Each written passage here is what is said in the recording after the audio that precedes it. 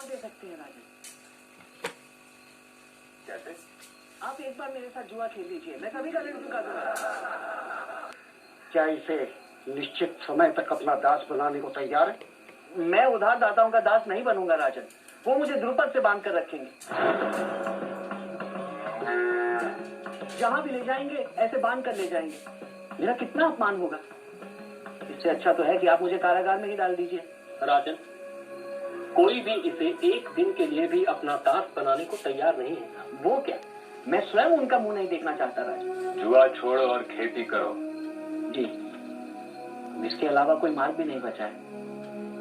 प्रश्नवाक।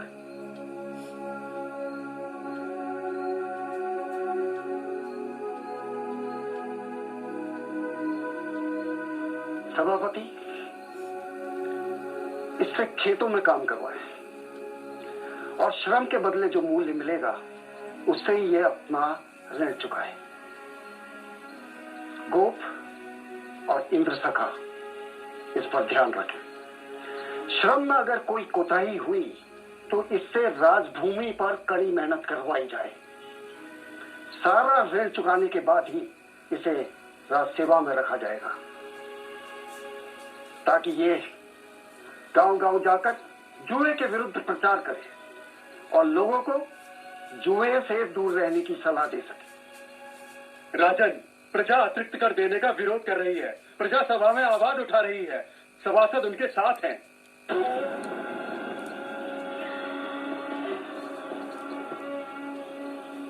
जो भी विरोध करे उसे कुचल दो। खेतों से अनाज उठा लो, गोत्रों से पशु, और जो मांगने पे ना दे उसे छीन लो। स्वामी, क्या अश्वमेध डाला नहीं जा सकता? आर्या, साम्राज्य को बनाने के लिए कठोर निर्णय लेने पड़ते हैं। जैसे स्वर्ग का स्वामी इंद्र है, वैसे भूमि का स्वामी मैं हूँ। मैं उन्हें मेरी संपदा का उपभोग करने देता हूँ, इसलिए मैं उनसे कर लेता हूँ। क्यों राजपुरोहित? आप भोग के रूप में प्रतिदिन सभापति को फल फूल दूध दही मक्खन छाछ ईंधन मांस सब्जियां जड़ी बूटी आदि देते हैं, जो स्थानीय अधिकारियों में बांट दिया जाता है। आप कर के रूप में सालाना अपनी उपज का हिस्सा राज्य के कोष के निर्माण के लिए देते हैं। इस कोष के कारण शासन न्याय सुरक्षा और लोक सुविधाएं प्रदान करता है। इस कोष के कारण गांव में तालाब हैं, कुएं हैं। इस कोष के कारण गांव में गोप हैं, इंद्रसखा, कुलपा, विराजपति और ग्रामणी है। कर के कारण सेना है। कर है तो पूरी व्यवस्था है, कर नहीं तो व्यवस्था नहीं, और व्यवस्था नहीं तो मात्र न्याय है। इसलिए मैं हर गांव से आह्वान करता हूं कि वो प्रामाणिकता से अपना कर दे, ताकि मेरे दूत कर चोरी करने वालों से दूर रहे। गाय सूंघ कर देखती है, बुद्धिजीवी की आंखें ज्ञान है, और मेरी आंखें मेरे गुप्तचर है।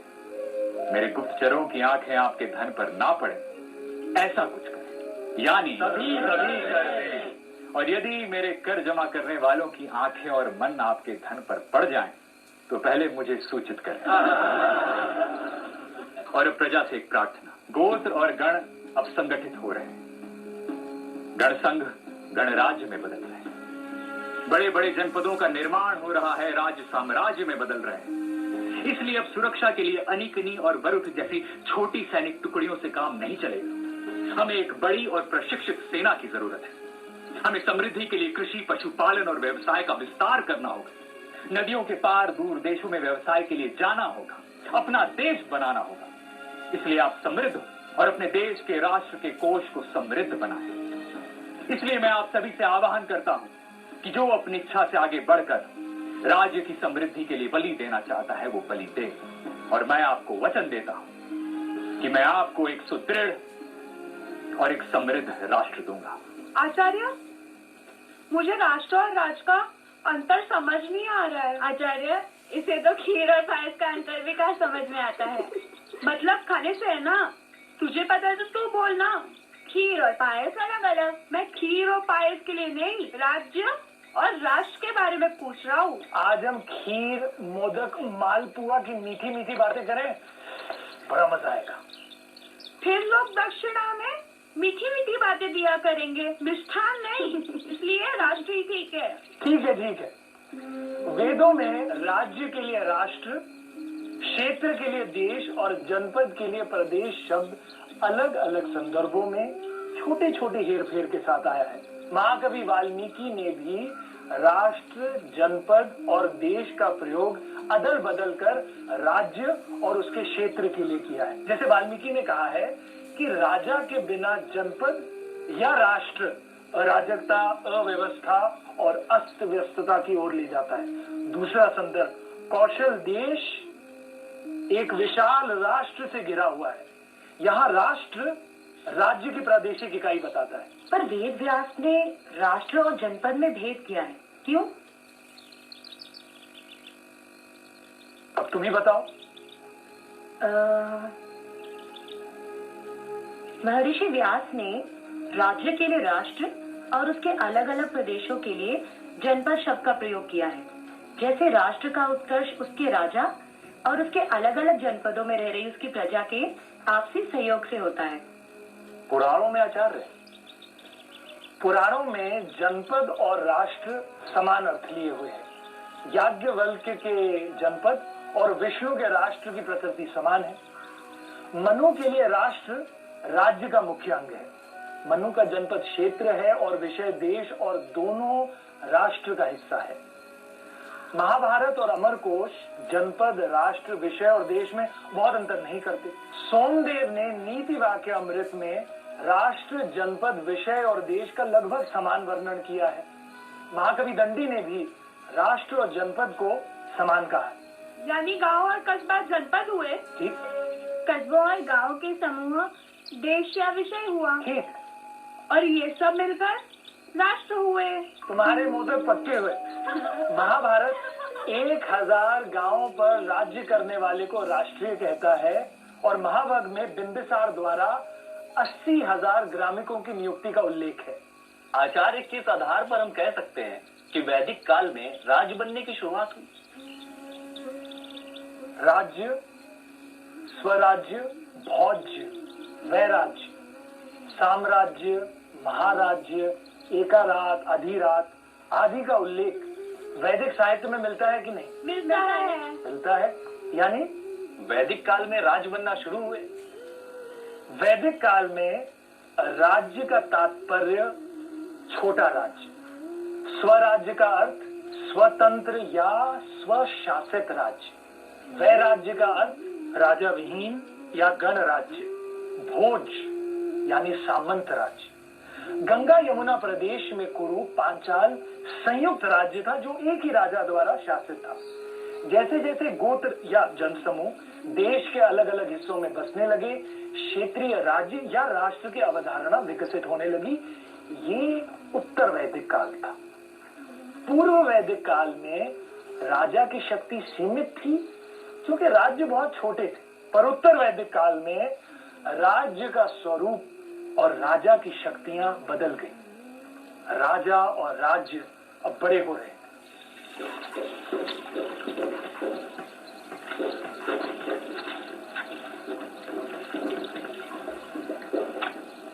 राजपुरोहित बंदी है और हम चुप हैं। हम यहाँ अपना पेट काट कर राजा के लिए काम कर रहे हैं और राजा के कर जमा करने वाले किसानों को लूट रहे हैं, उनके घर में घुसकर उनका अनाज छीन रहे हैं, लोगों को गन्ने की तरफ पेरा जा रहा है, लोगों से उनका सोना छीना जा रहा है। मैंने तो यहां तक सुना है कि कर जमा करने वालों के अत्याचार के डर से लोग अपने घर के बाहर कांटों की बाढ़ लगा देते हैं और सवेरा होने से पहले परिवार समेत वन को चले जाते हैं और अंधेरा होने के बाद वन से लौटते हैं। पर हम तो निर्बल हैं, हम कर क्या सकते हैं? विद्रोह।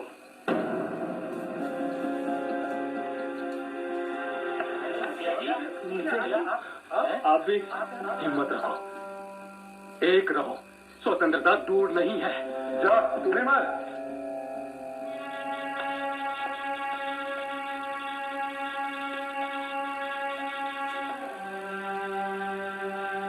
तुम तुमने क्या किया?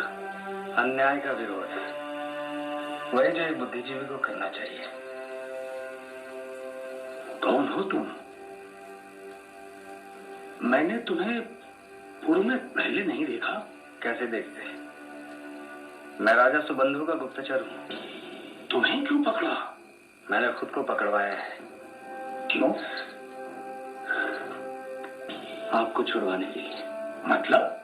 आपकी प्रजा विद्रोह के लिए तैयार खड़ी है। यानी? आधी रात की प्रतीक्षा करिए।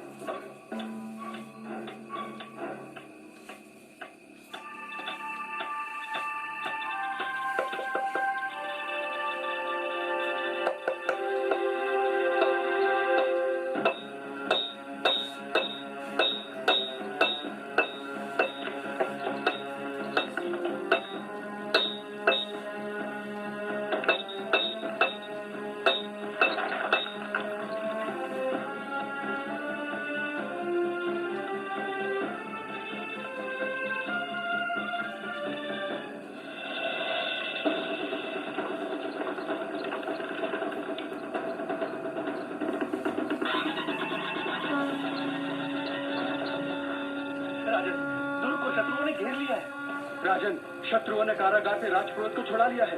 श्रमजीवियों ने कारागार पर कब्जा कर लिया है। सेनापति कहाँ मर गया? राजन, जन विद्रोह हो गया। राजा ने सेनापति को बंदी बना लिया। लोगों ने शत्रु के लिए दुर्ग के द्वार खोल दिए और हमारे कई सैनिक भी उनके साथ हो लिए।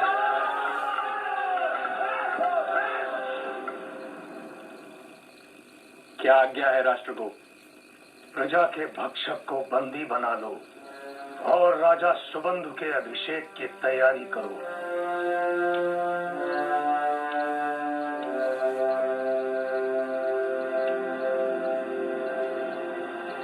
वेद कहते हैं हम एक से अनेक हुए, इसलिए वास्तव में हम सभी एक हैं। हम सभी प्रजापति की संतान हैं, इसलिए हमारे परिवार एक है। हमारी पृथ्वी, हमारा आकाश, हमारी नदियां एक हैं। तो फिर हम एक क्यों नहीं? वेद कहते हैं संगच्छध्वम समवदध्वम, सब मिलकर चलो, सब एक दूसरे के विचारों को जानो। जैसे प्राचीन काल में देव एक साथ मिलकर अपना कर्तव्य करते थे, तुम भी मिलकर अपना कर्तव्य करो। तो हम मिलकर अपना कर्तव्य क्यों नहीं कर सकते? पितरों ने उद्घोष किया, समानो मंत्रः समिति ही समानी। आप सबके विचार समान हो, आप सबकी सभा सभी के लिए समान हो, आप सभी का मन समान हो, आप सबका चित्त भी समान हो। तो फिर हमारे मन एक क्यों नहीं हो सकते? ऋषियों ने हमारे लिए प्रार्थना की, समानी व आकुतिः समाना हृदयानि वा। आप सबके संकल्प एक हो, आप सबका हृदय एक हो, आप सबका मन समान हो, ताकि हम सब मिलकर एक साथ अपना काम कर सके। तो फिर हम एक क्यों नहीं हो सकते? हमारे विचार, संकल्प और मन एक ना हो तो मुझे राज्य नहीं चाहिए। समिति जिसे भी चाहे अपना राजा चुन सकती है। जो आप ये व्रत लें कि हम खूब अन्न उत्पन्न करेंगे तो मैं राज्य का दंड धारण करने के लिए तैयार हूं। क्या हम ये व्रत ले सकते हैं कि जैसे एक मां के लिए उसके सभी बच्चे बराबर होते हैं, वैसे ही इस भूमि पर सभी को रहने का बराबर का अधिकार होगा? क्या हम ये व्रत ले सकते हैं कि हम एक विशाल मन के होंगे? हम तपने वाले सूर्य और बादल की निंदा नहीं करेंगे, हम लोगों की निंदा नहीं करेंगे, हम पशुओं पर अत्याचार नहीं करेंगे, हम स्वयं में सबको और सब में स्वयं को देखने वाले सत्य की उपासना करेंगे। तो मैं आप सबकी रक्षा लेने का व्रत लेने को तैयार हूं। क्या हम पितरों के लिए स्वधा, मनुष्यों के लिए आशा और पशुओं के लिए तृण और जल और खुद के लिए अन्न की प्राप्ति कर सकते हैं?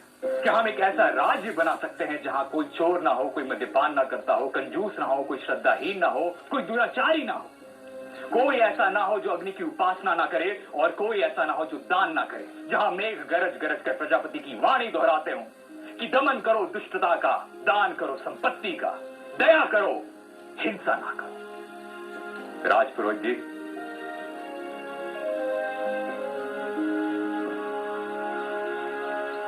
आज से यहां सभी का राजा, प्रजा से कर लेने वाला, दुर्गों को तोड़ने वाला, दुष्टों का दमन करने वाला, ज्ञान और धर्म का रक्षक अस्तित्व में आया है। हम शुभ ही देखें, शुभ ही बोलें, शुभ ही सुने। देश और शुल्क कितने पुराने हैं इसका अनुमान इसी बात से लगाया जा सकता है कि शुल्क का उल्लेख अथर्ववेद और देश का उल्लेख वात्सनेही संहिता में है। कुछ समझ में आया?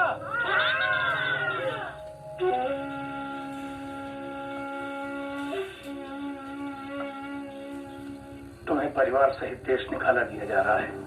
फिर कभी मेरे देश की तरफ आंख उठा के न देखना, न दिखाई देना। मेरे राजा दयालु हैं, इसलिए तुम्हें जीवन दान दिया जा रहा है।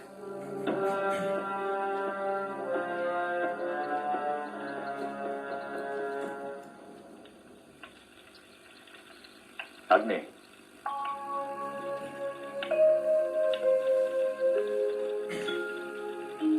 आभार। राजन, अब राज्य संभालिए। मैं चोरों और करचोरों को ढूंढता हूँ।